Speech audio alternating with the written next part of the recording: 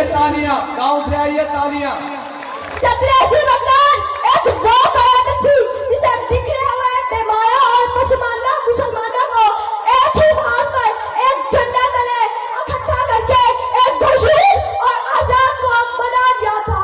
और एक आज की कयादत है जिसने कौम को बिखरे हुए अवाम बना दिया है और ये बेचैन दे दी है।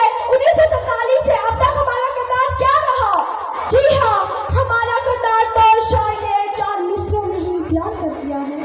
हम लोग न कौमी न अवामी है अभी तक, हम लोग न कौमी न अवामी है अभी टाइम का तक, ख्याल रखें। अंग्रेज के हामी है अभी तक।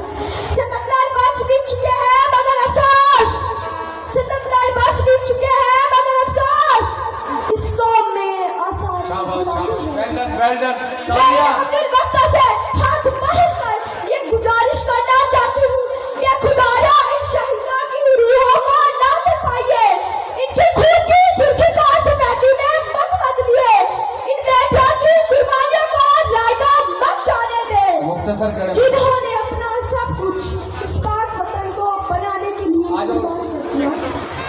हम अपनी सांसें दरनार करते हैं, जन्नत बतूल स्टेज पे हम अपनी